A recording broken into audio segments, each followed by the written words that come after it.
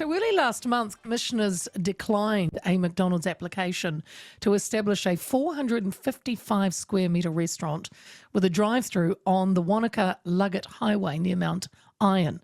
Residents expressed concerns about the potential visual and aesthetic impact on their town, increased litter, and of course the preservation of the area's natural environment. Now it is a suburb in Auckland that too is pushing back, and it's not the first time. McDonald's intends to construct a 24/7 restaurant on Kepa Road in Ōrākei, but has been met with fierce opposition from local residents worried, as in Wanaka, about potential litter, traffic disturbance and health implications. Submissions on the resource consent application closed at the end of January. Now, Auckland Council says they received 381 submissions. Of those, 331 were against, 45 supported and 5 were neutral.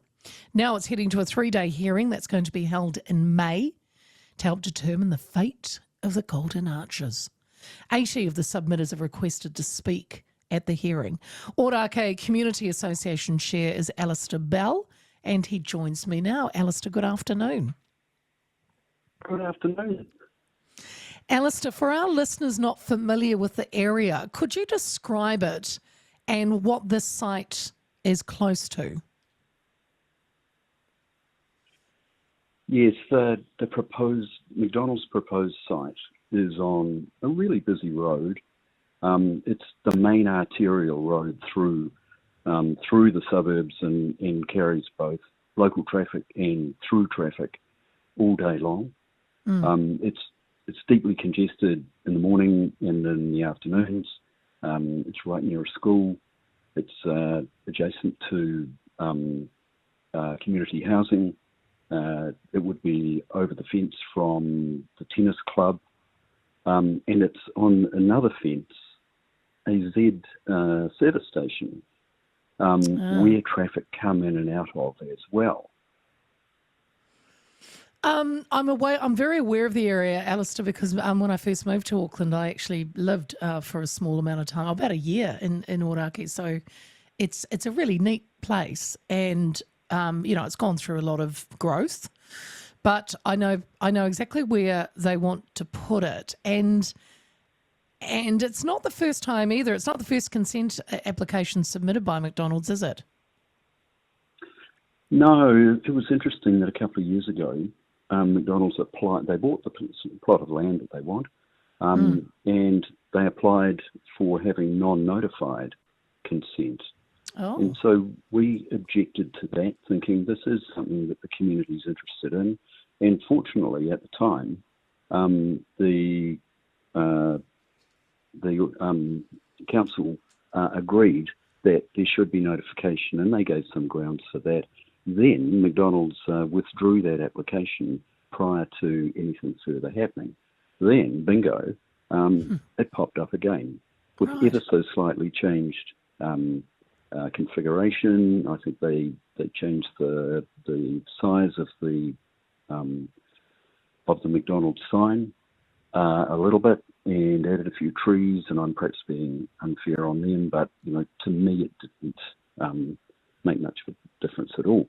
So what they've come back with, fortunately, the notification has now been allowed to the public, even though it was over December, January, and that's always a wee bit tricky, unless you're a commercial enterprise and you're paying for this. But as voluntary groups, it's a bit harder. But we did that, and so we're sort of looking forward to joining the other 80 people in early May to be able to put our case. Alastair, can I ask, what are the key concerns that the community has raised about a potential McDonald's opening at this location? It's significantly traffic. It's significantly visual impact. It's right where they want to be driving in and out of McDonald's. There's a pedestrian crossing there, we went in there a few years ago. It's a raised crossing, and that was to allow children to go to the really nearby school. So it's those sort of things that are, as an association, we really welcome new businesses into this area. Right. We do everything we can to encourage competition. And, in some ways, yes, this is just another takeaway fast food place, but that's not the issue here. The issue is the impact on Keeper Road. There's been pretty little, a small amount of planning, only a small amount of planning done in the sort of traffic, medium-term traffic flow. And so that has really held back quite a lot. There's a new set of traffic lights that is going in right now, about 300 metres from the proposed McDonald's site.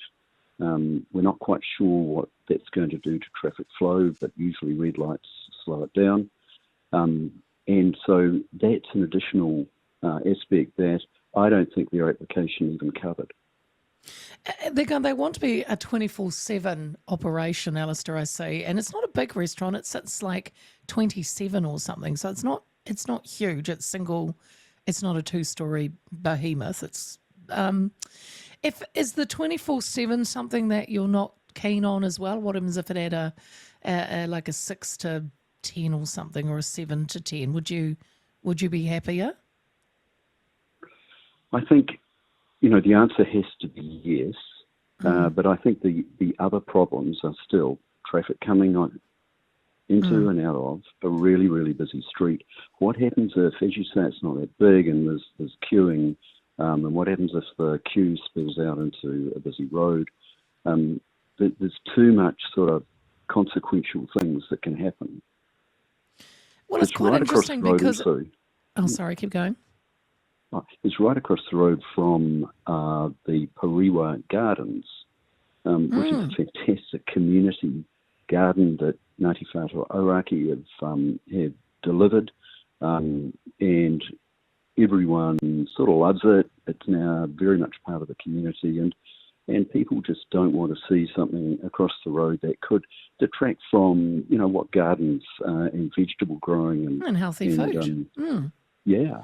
Because it's interesting, because for those that know the area, and I know a lot of my listeners may not, but it is Kepa is a very busy road, but it's not in the heart of a city somewhere. It's not in a main kind of shopping area.